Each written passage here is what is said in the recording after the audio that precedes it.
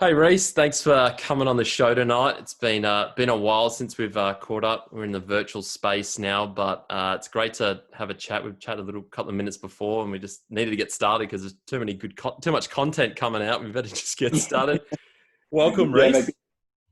Thanks, bud. Yeah, it's awesome to see you. How's it going wherever you are in the world right now? Going all right with Yeah, well, eyesight? I think by the sounds of it, we're slightly better off than you guys at the moment. But I'm back in the UK at the moment. Yeah. We're sort of we're not locked down, but we're semi locked down. Like not much is going on other than supermarket and work. So I'm just fortunate that the tour have allowed us to play under very strict conditions, but at least we can get out there. Yeah, no, it's been before we jump into how you played at the British Masters and the different golf life now, how the world we live in. We'll get back to where you all started. You're obviously Welsh. You grew up playing over there. Like, where did you start playing? Who got you into it? Yeah. Well, I was actually brought up in Cornwall, southwest of England. Yep. My dad's Welsh, so I Yep. sort of started down there. My mum wanted something. We were a big rugby family, so I just played rugby. My dad did. Got to like 10, 11. My mum wanted something that myself and my brother could play with her. So Yep. we randomly started golf, no particular reason.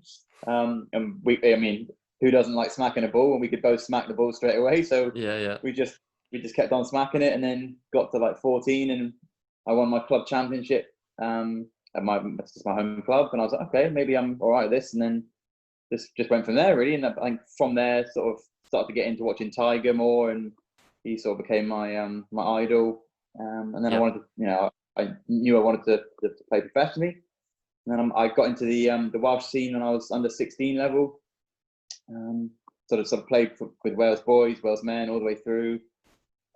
Played for GBNI boys, and then got a scholarship to East Tennessee State Yep. in America. I had a really good 5 years there. Yep. Made all American, won a couple of times. Like yeah, it was pretty chilled. Really enjoyed that experience.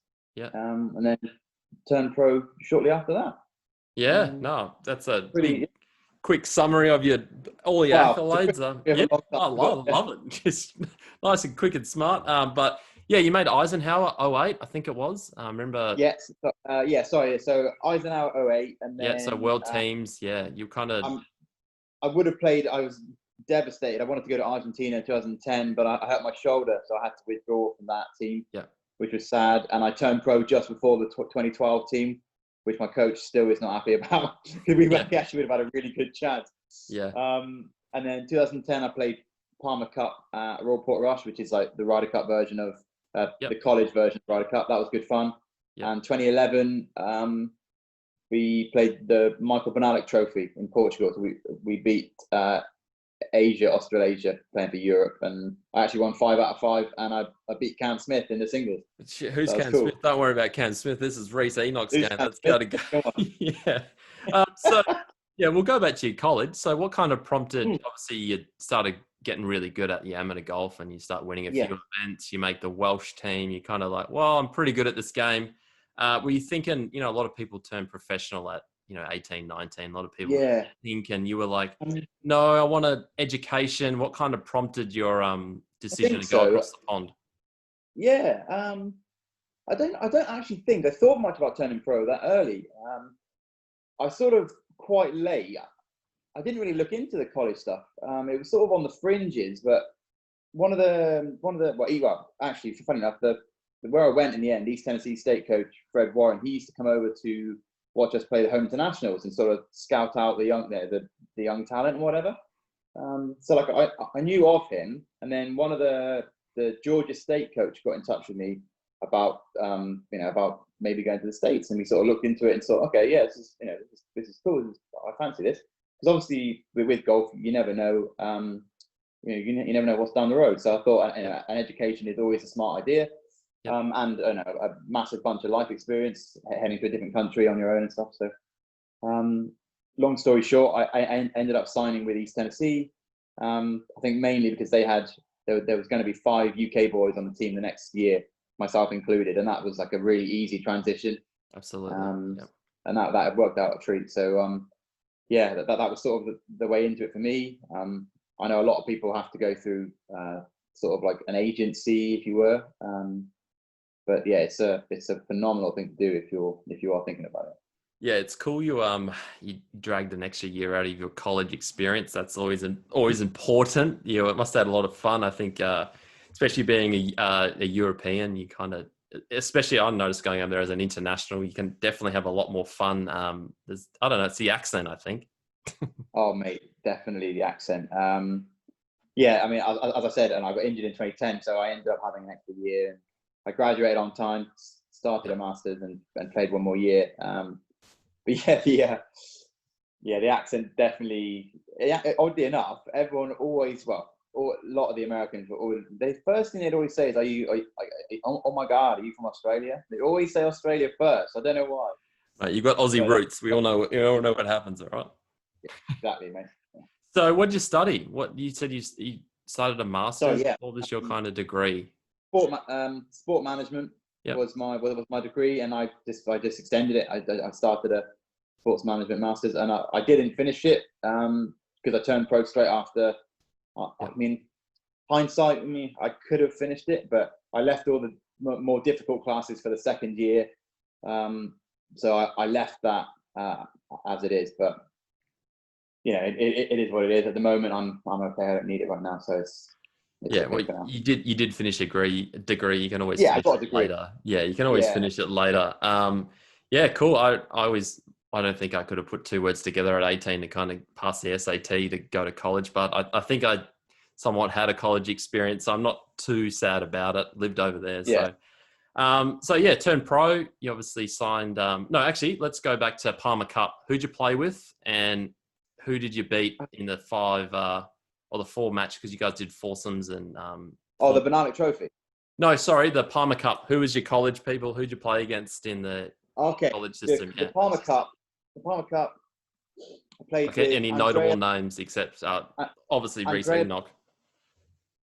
Andrea Pavan was my four ball foursomes partner. Yep. We won one, lost one, and then I can. I played poorly in the first singles. I think I lost to I think it was David Chung, maybe. Yep. I think I lost 3-2 to him, 3-2, 4-3, and then I lost one down to Scott Langley in a pretty tight fought game.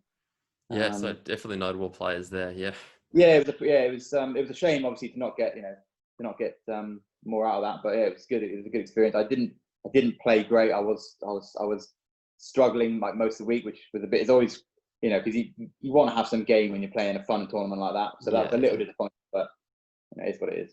Yeah, I always found with teams events, you start the week kind of hitting it half poorly, but if you're short game and you can putt, you can kind of keep yourself in there and match playing, build off the momentum and stuff like that. Like we have interstate series down here once a year. It's like a state versus state, and if you can putt and chip and kind of hit it within the tree line, you'd be half time to go. But you always hit it in the tree line. You're all right, mate. Yeah, well, I'm just trying to get a bit longer so I can keep up with you, so we can have a conversation on the golf course. But social distancing, so it is what it is.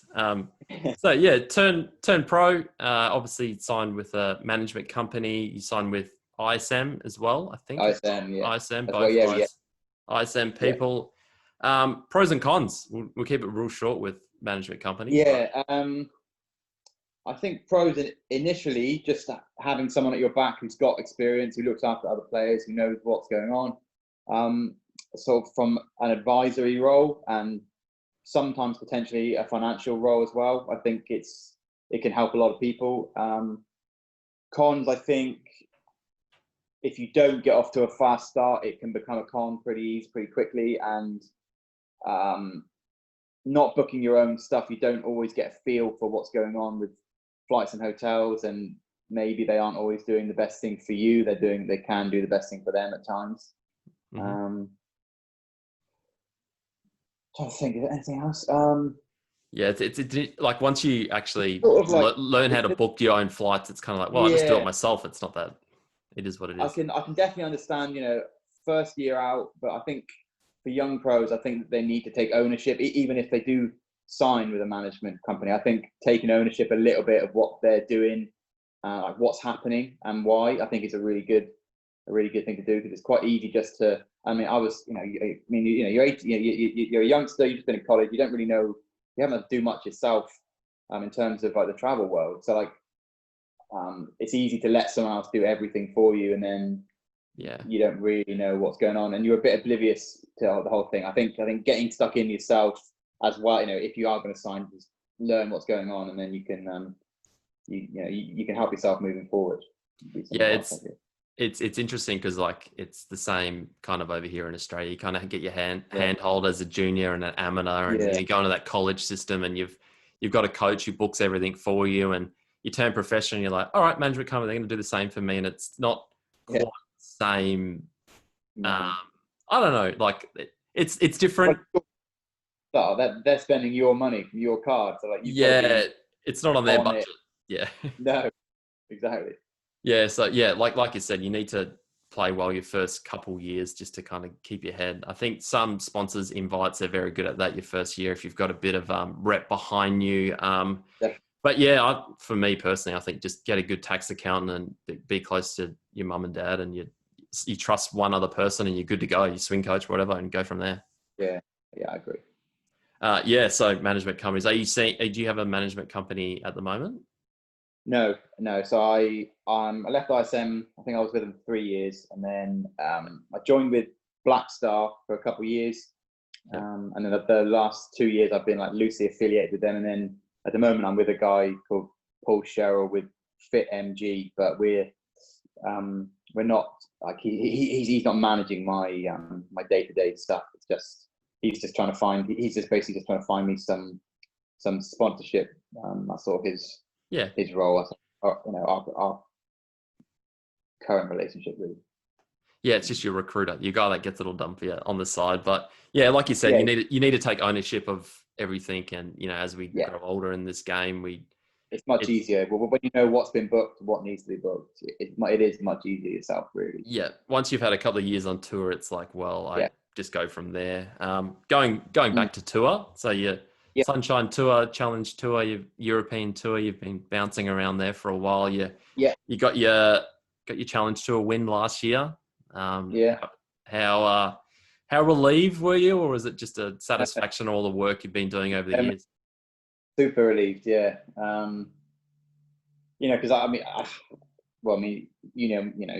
game quite well. I mean, I put myself in positions a few times in 2017. I think once I started to get really, really comfortable on that tour, I was leading 2 or 3 weeks in a row in 2017, and I just could not figure out like what I needed to do to play well on the weekend. Like I feel like I'd be like 11, 12, 13 under through 2 rounds cruising, and then all of a sudden I would just like hit like a par wall on the Saturday, and like shoot, and I just kept shooting like level, 1 under, 1 over, and then all of a sudden you go from 1st to 5th or 1st to 8th, and I just couldn't keep the foot on the floor, and it just like 2019, I guess all these experiences finally sort of accumulate, and I just realized I haven't got to do anything different. I would try harder on the weekends and get a bit more frustrated when it wasn't going my way. But that's not how I started the tournament. I started the tournament, sort of freely and see what game I've got this week sort of attitude, So once you started the event, you had no expectations, and once you saw your name up top of the leaderboard, it's like, all right, time to close the door, and then this weight of expectation kind of comes. So how'd you push it aside?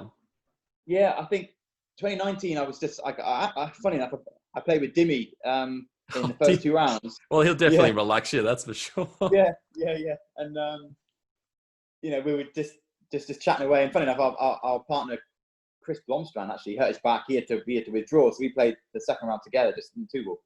And and I was losing my head. Well, I did not lose my head, but I was hitting it nicely and putting a little bit poorly, and I was like 7 under for 2 rounds and about 5 back or something. And we were chatting about somebody else, and he's like, mate, like, you've got to chill out yourself. Like, you're hitting it class. Just go and do the same over the weekend. Just free it up and let it go. And I was like, oh, thanks, mate.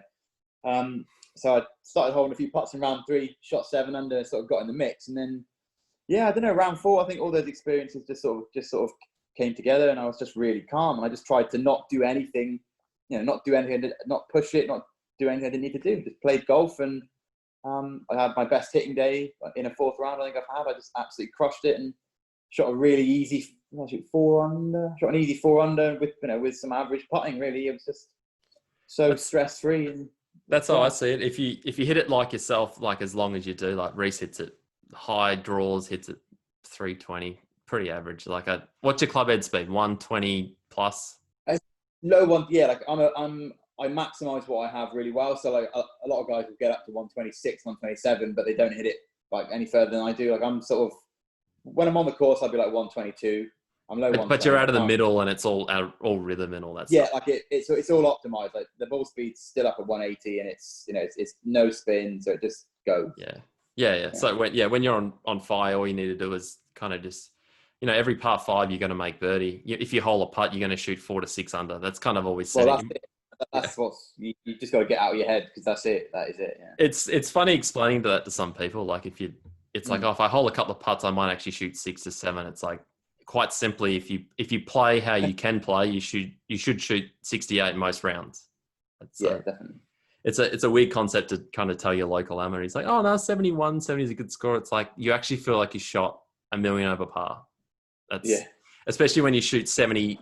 You shoot 70 and you're like, I went from 8th to 22nd. Yeah, perfect, awesome. Yeah. I need to shoot 60 on Sunday to kind of cover this week's expense, but.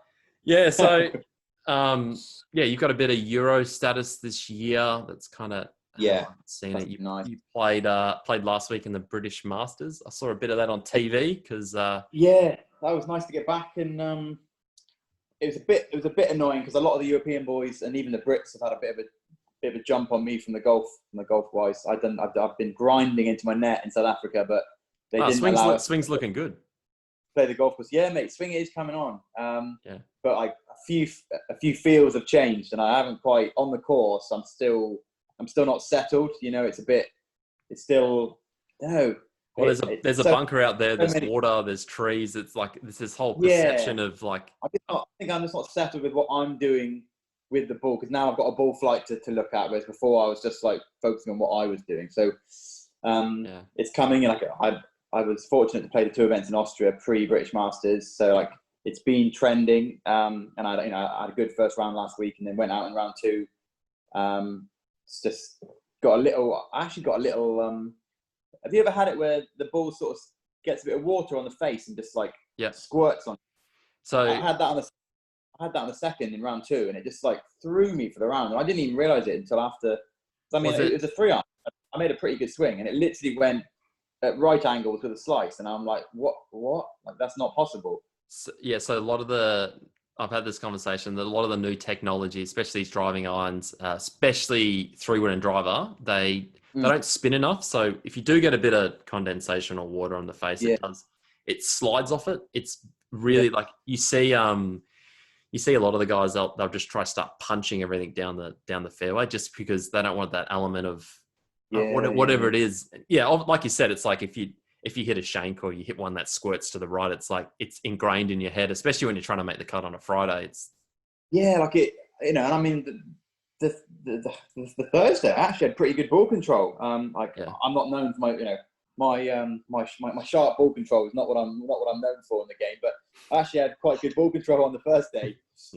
I came out there, and this shot I got unlucky on the first and got a flyer, and I went over the green, and I hit this shot on the second, and just threw me for the day. And then the next tee shot, I'm like overcorrecting. I hit a little draw, and then I'm like, well, that's one right, one left. Like, what's going on? And then it just sort of, then I didn't birdie the par 5, and I lost all momentum, and ended up missing the cut couple.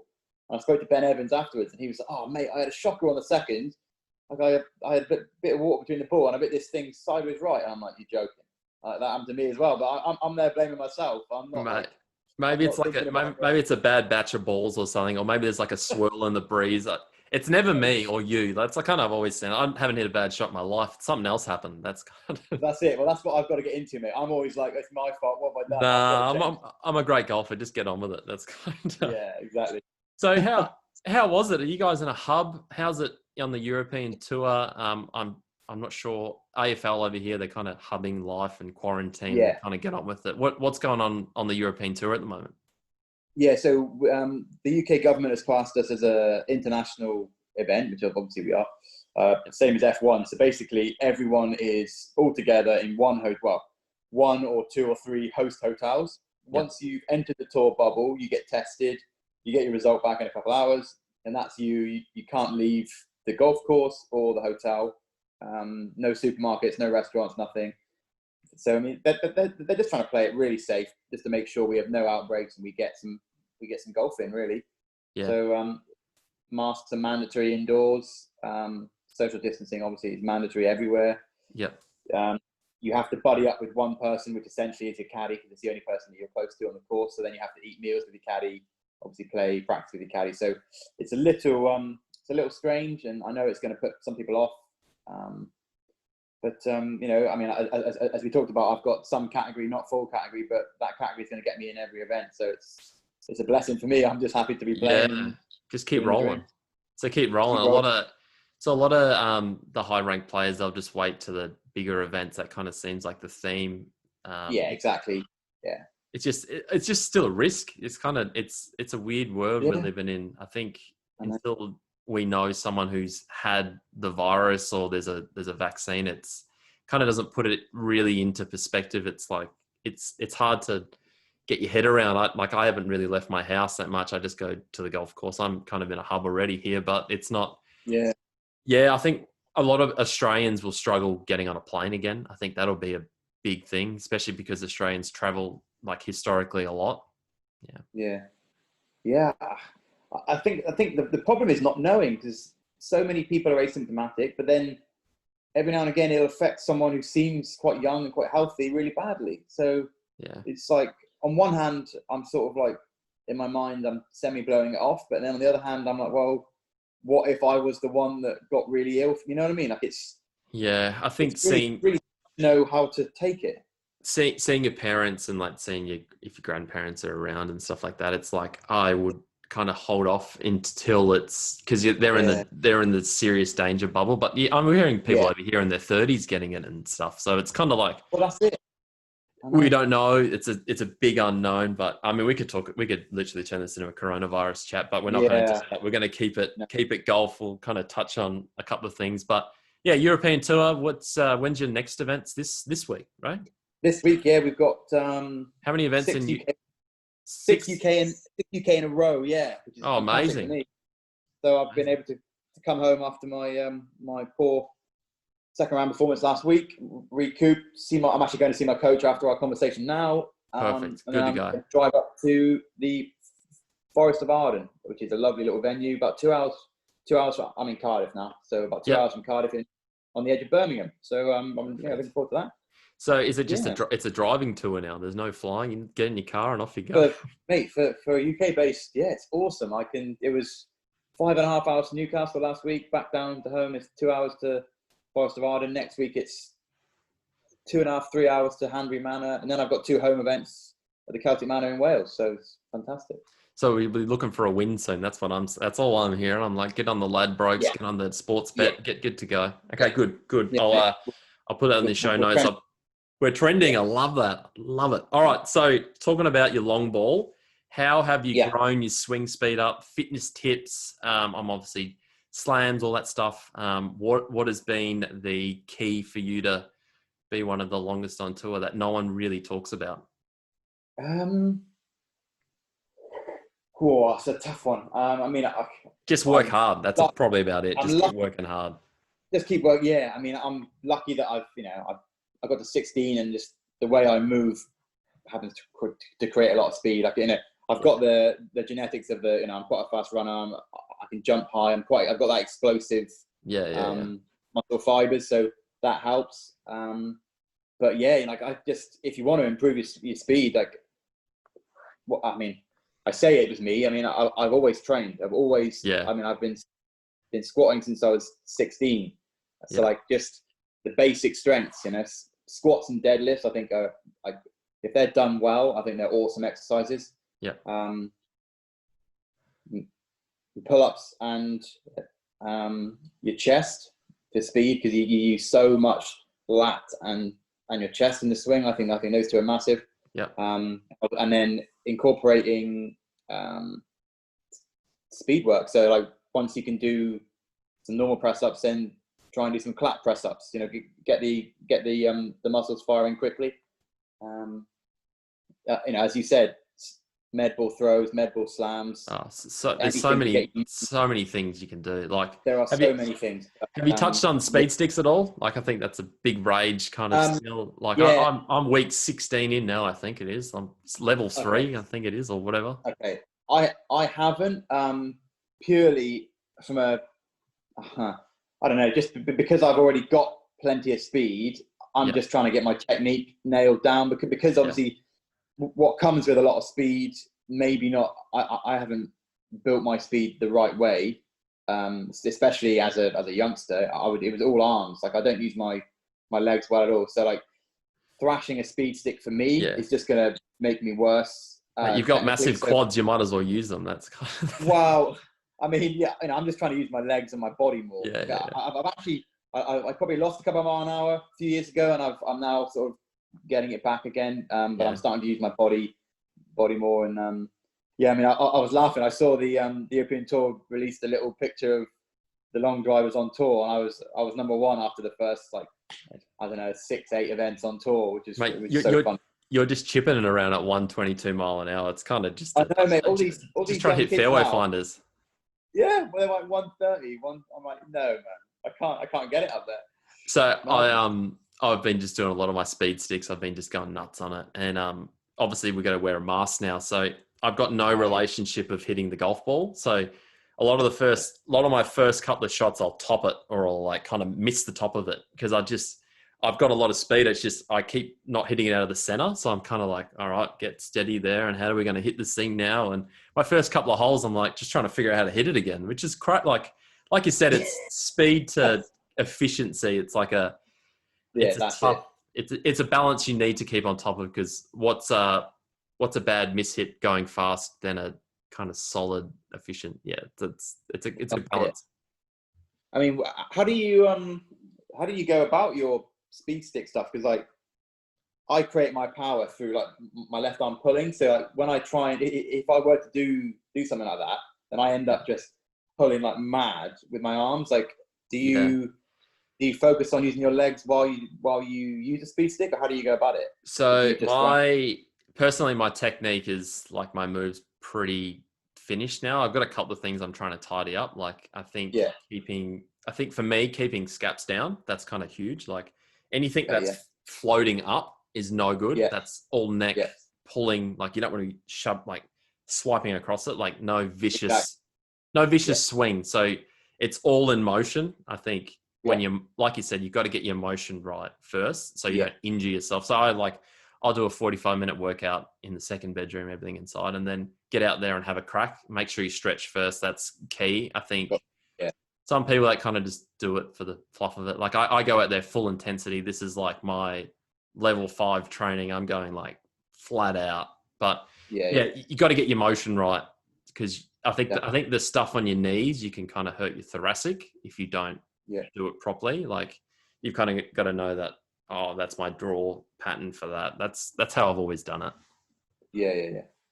You're very good with your patterns. I remember you talking to me about that. I love it, but I wasn't as good as I am now at it. I kind of I think I'm just getting older, and everything's kind of conceptually going in my mind now, which is crazy to think of. You know, you think back then, you're like, oh, I've got it all figured out at 23, but yeah, I'm so far from it. So that's kind of a lot of things I've learned over the years. But we actually need to speak about your majors. You played 2 Opens, 1 US Open. Let's say that because it is the Open.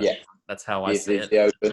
It is the Open. Like you played your first one in 2014 and then your next one in 18. What'd you learn after the 4-year, like going into your 18 one?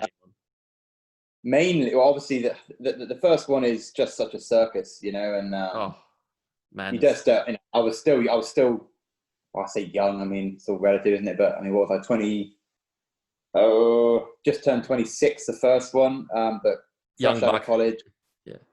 I've still felt like a young buck. Yeah, that doesn't sound it, but and I think, but yeah, just it was my first big event. I barely played any European Tour events up to that point. So to jump into that circus, and it is a circus. Like there's just people everywhere. There's buildings everywhere. It's like trying to put your normal day of practice in takes like 3 hours longer. So like, no, I agree with that. And I didn't really realize that, and I got there Sunday afternoon. Like it's just stuff now. You look back and you're like, what was I doing? Like I drove 3.5 hours on Sunday afternoon, and then went straight out without hitting balls to play like 9 holes with Westwood. Mm. I'm just like, what am I doing? I haven't stretched. I haven't hit balls. I haven't done anything. So that's how I start my week. And then by the time and then you're trying new clubs because the TS series has just been released. Or what was it? The 9? Was it TS? It was. Oh no, sorry, 2014. The 915 had just been released. So now you're bashing drivers on the Tuesday afternoon, and the range is crazy. Yeah. Like at a major event, it's nuts. It just got out of control. I was sitting, I hit too many balls, played too many holes, did too much. I actually played all right. Like I was on the cut line with 7 to go. Yeah. Something I played all right. Nothing, just I didn't wedge it very well, so I was always struggling to make enough birdies. But it was a good experience, really good experience. And then 2018, obviously that was my biggest learning lesson. Was I still got there on the Sunday, but I was a lot more chilled. Everything was more chilled. Yeah. I only played 9 holes. Like there was a lot more energy conservation going on. Mm-hmm. But I actually found Carnoustie was more difficult with the what's the word? All the burns everywhere. That's how I always see it. That makes it really hard, Carnoustie. It's tough off the tee. Oh no, well that as well. I mean, I was just talking about getting from the practice facility to the putting green. You had to get a buggy here and then walk 50 yards, and then all right, now I'm done putting. I want to go chip in, or I've got to get back over here, and everything takes 5-10 minutes longer, and then even then, I was getting to the course at 8 o'clock in the morning, and I'd leave at 5, and all I've done is play 9 holes, and even then, so that is the challenge of a major. Like everything just takes time. You see old friends, you chat for 15 minutes, then you see somebody else, you chat for 15, and then like before you know it, it's just like the whole day's gone. That's the biggest challenge at a major, is like managing yourself, your energy, and your time. And then I've just got better at it every time I've got better at it. Yeah, so you get your US Open and last year, and you had a really good result at Pebble Beach. I see you pop up on the TV a couple of times. What was that like? It looked awesome. Mate, it's absolute filth. The place is just like it's just one of the best places you could ever go. It's its own little world. That Monterey Peninsula. That 17-mile drive is just incredible, isn't it? Yeah. Loved it, and I was really lucky to stay. We stayed about 5 minutes from the golf club at Pebble, like inside Pebble Beach Resort, but on the edge of one of the Monterey Peninsula holes. Oh mate, it was just what a week. I don't know if you're going to touch on it or if you've read it, but I got a glandular fever. Well, you'd know because we went to I got fever 2012, and like it sort of hits me as like a chronic fatigue, and I got a bit excited. I was just like a kid again at Pebble, I got there. No one's going to blame you for getting too excited, mate. Jeez, well, no, but like playing at Pebble Beach, the US Open. So off the plane, right? We'll get to we got there in the evening, so got to bed, got up early, did the 17-mile drive, walked 18 back, and I'm like, right, I'm feeling great. Let's go to the gym. So smashed it in the gym, and then I played 18 the next day, and then that next evening, on a Sunday evening, I was like, cool, my glands feel a bit big. Like, what's going on here? And then I just got absolutely slammed, and I had like 10% energy for the whole week, and that really ruined it. Like I played 9 on Monday with Tommy Fleetwood, who I knew from amateur days, so that was cool. And then I couldn't play Tuesday or Wednesday.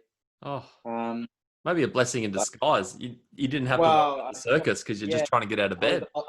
I had to conserve anything. So Thursday, I was just like a zombie. It's horrible, I just kept like getting to the top and just being like, nope, and just like losing everything to the right rough, and you can't play from the right rough. The greens are too small, the rough's too thick.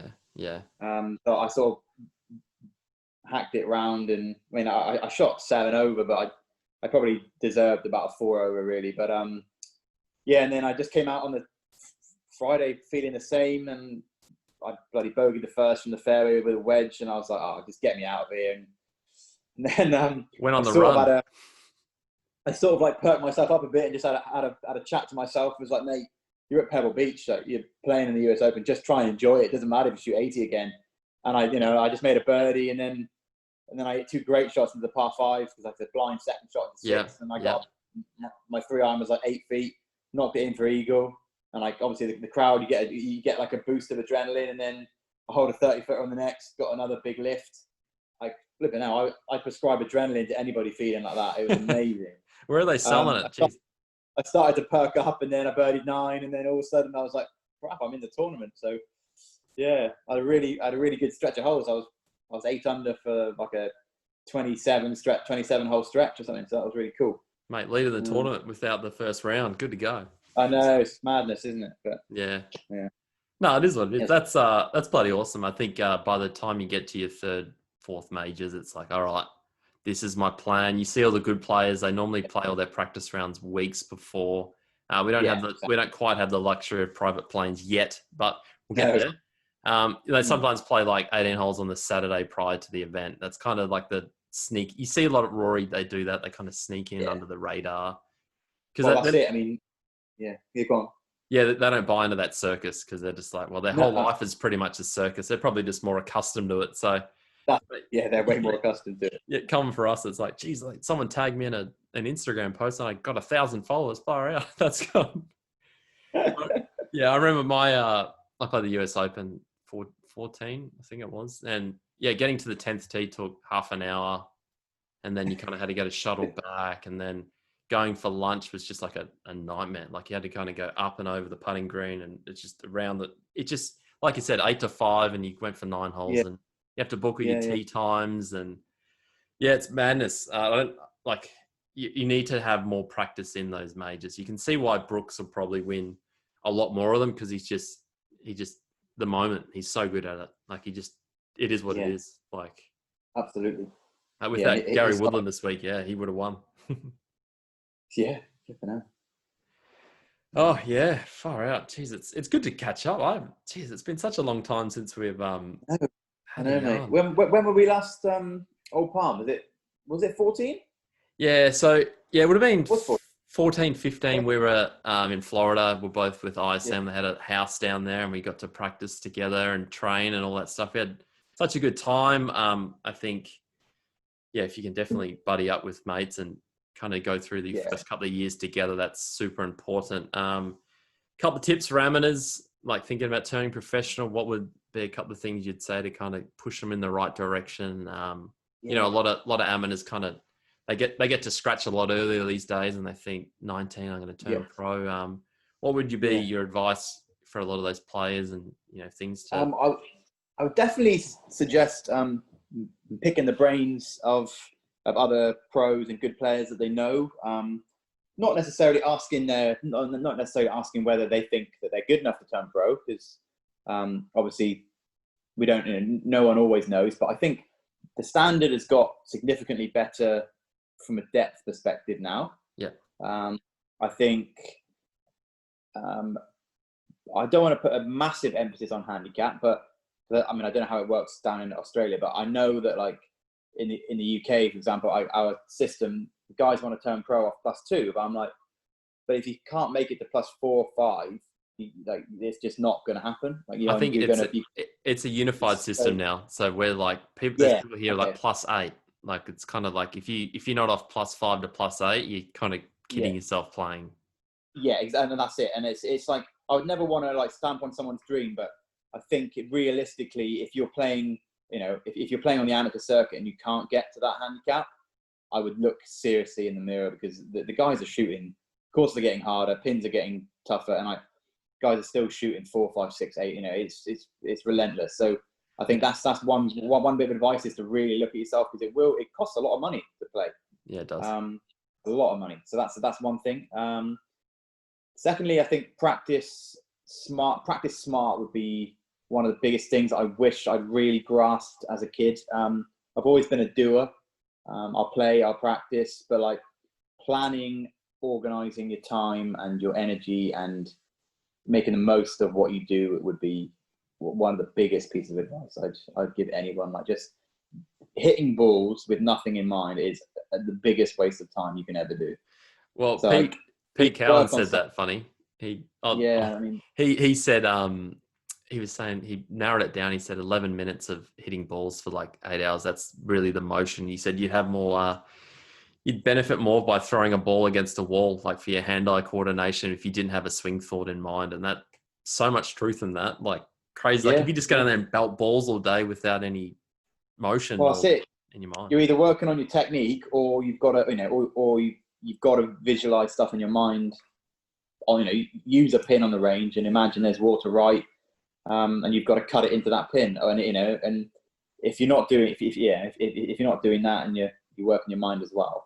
I know that's the two things I think I would well, two of many things, but yeah, I think two of many things. Great tips, because we were speaking previously, like we've got our head around that. You shoot 68 that's just par. Like and that's just is what it is, and people need to grasp that very early. Like you should be able to shoot 5-6 under. Cuts are getting lower. Like if you shoot 144 level par for 2 rounds, you're going home Friday night. That's the reality. You need to be shooting 7 to 10 and just be comfortable with shooting low scores. And you're right. It just, you got to be ready to go. And I think the gap from elite amateur to professional is getting tougher.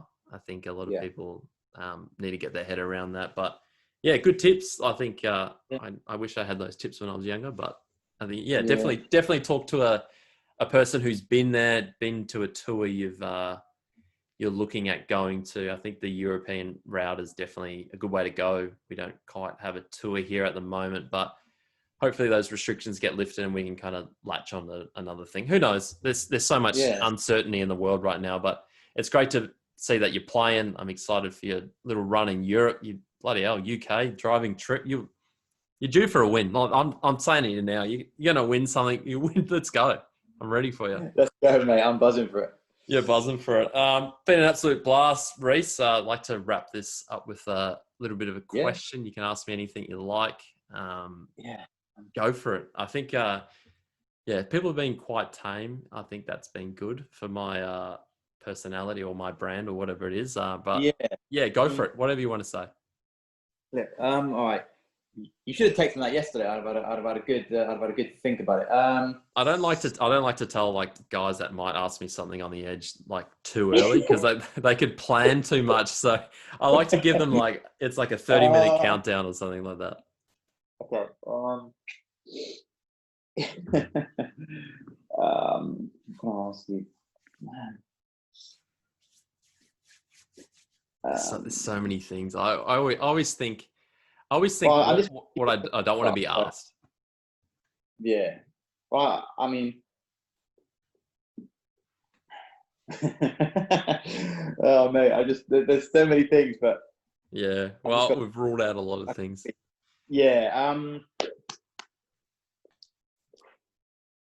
What's your favorite travel / golf memory? What would be your what's one of your highlights, or like a funny story, or any sort of travel / golf thing from your past that you think that was a good story, or that was good fun, or memorable day or hectic travel day.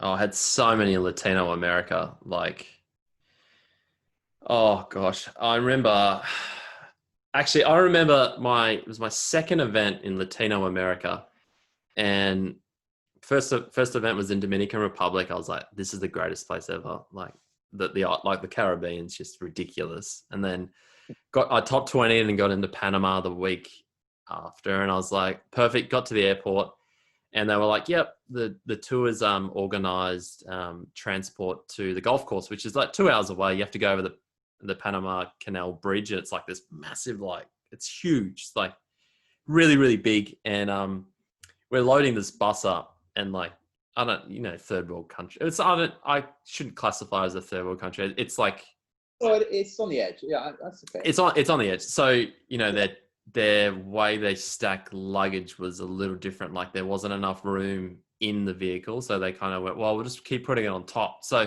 it was like a 20-seater bus, and they literally piled it up. It would have been at least 5 or 6 meters up. So it was like this layer over this bus of just like golf clubs, and they just kind of threw a couple of straps over it. And I remember watching it going, I'm not getting on that. I'm not getting on this bus. Like, I'm just not an idiot. And I didn't speak any Spanish or anything like that. But I wasn't the only person who was kind of like, well, what are we doing here? And yeah, we like we ordered this taxi. I didn't know. This guy spoke a bit of like Spanglish or whatever it is, and he kind of got us on this taxi, and we went on this like joyride for literally 2.5 hours in the middle. I was like, I don't know where we're going. Like, we've given them an address. It's like a lot of these golf venues, because there's not many golf courses on, like in the countries, they're very exclusive areas. So from a main airport, it's quite a long way to a lot of the courses. And this happened to be 2.5 hours away. So we're going along. I've kind of got my offline maps on, and I'm watching, and I'm thinking, where are we going to get there? And, we happened to get there, and it was kind of like far out. And then we found out later that the bus actually it had to stop a lot of times because a lot of the bags were actually coming off on the freeway. So it was like full on, like, and that wasn't just like, we had a lot of weeks kind of transport stories, like Honduras. I'll give you another one, like Honduras. We stayed in this place that was like 10 minutes away from the golf course, and you could either go the highway, which was 30 minutes. You had to go all the way around the jungle because it was like another one. It was like 2 hours into the jungle and drive around. Or where we were staying, if the season was right, you could drive along the beach. You could kind of go along the beach line and around because the tide went out more in that time of the year. Yeah. So you could actually drive across the beach. So every day we'd drive across the beach, and it was like, the road's fun to go. We'll go through this little local village, and then we'll cut across the beach, and then we'd get there like 20 to 30 minutes earlier. Like, and just so many. And I remember one night we went for dinner, and we were always told Honduras is a very like dangerous place to be, especially if you're a girl. Like, and we were driving, and it was nighttime. We're going back from the hotel, and the security guard jumps on our bus, and it was very weird. I was kind of like, well, is he here for protection, or like what's going on? So we leave the hotel. So the main hotel was like really nice, 5-star in its own enclosed, but our hotel was like a lot cheaper, really safe, but just outside the grounds. So you had to get a security guard to go back to your hotel. And so he hops on, and I'm thinking, he doesn't have a gun. So like, not most of the time they had like a big gun, whatever. That's kind of like the normal kind of thing. And he didn't have a gun, and I was thinking, what's he going to stop? And I had a look, and he had this massive machete. It's like it's down his side of his leg and stuff. And the whole bus there's like 10 or 15 of us on the bus, and the whole bus went quiet. And it was like a long 10-minute drive across the beach, and we went through this local village, and all the locals are out now because the sun's not out. It's obviously very humid there, and they come out, and we're driving along like the old like bitumen streets and stuff like that. And it was safe, like fine, like, but we got our head around like the security guard was just kind of like, he's on night watch and was like zoned in, and got back to the hotel. And I remember getting in a room that night, and I remember mentioning to my friends going, well, we better eat at our hotel or make sure we eat during the day, because I don't want to be doing that every night. Because who knows, like anything could happen. Like, obviously we're like the first week of the event, like they've ever had an event there. They know all these Americans, Australians, English speaking gringos. That's kind of they have cash. Like, they're more desperate. Like, they may be, like, who knows? And it was some countries, it was that transport in between was always very, because once we got to the events, like it's the same, every country you kind of go, like once you're in the golf course, it's fine. Like, it's always been fine, but it's just a little fringe and all the time outside of golf courses. But yeah, that's my little Latino kind of stuff. But I could go on for hours about. I was going to say, yeah. I mean, I'm surprised the PGA Tour didn't make that a little bit more legit. Like, that sounds really ropey. Yeah, well, they had it legit. So they had it legit. You could book the tournament hotels, but it was US rate. So like you'd pay $150 a night. So, but Yeah, if you stayed in a I guess. nice local place where they recommend, so I became friends with a lot of locals from, like, say it was like we went to Panama. I was like a good friend with a Panamanian. There we go, bang. And he was like, "Yeah, this is the hotel you stay. It's 5 times cheaper and just as nice and Right. better." So it was kind of like I was lucky that I had a lot of friends on the fringes. So I was kind of like, "Well, we'll try that." And that was obviously a new event. So we were kind of like, "Oh, I've heard good reviews. People have stayed there," but I was like, "Geez, this is like on the edge of kind of." Maybe I need to buy a knife or something, but no, it never came to that. Nothing ever happened. I heard people get their phones stolen and stuff like that, but nothing to me. Obviously, Yeah, that happens Australians everywhere. I mean, yeah. happens everywhere, but Australians they travel pretty well. Everyone loves Australians for some reason. I don't know what it is. Yeah. Maybe Well, it's you just so chilled, aren't you? It's always a chilled, yeah, happy vibe. Yeah. yeah. We're It's so beautiful. far away. No one's really gonna worry about us or anything. We're an isolated island in lockdown. That's kind of what it looks like at the moment. But yeah, Rhys, thanks for your time. I appreciate you joining me on the show. We should have done this ages ago, but it's nice we could Absolute sort of. pleasure, mate. Yeah. I'll definitely be checking in and giving you a shout out when you get that elusive first European title. I'll be definitely tuning in more now. But all the best, yeah, Rhys. Thanks for your time. Thanks, bud. Anytime, mate. Really enjoyed it. Really good to see you.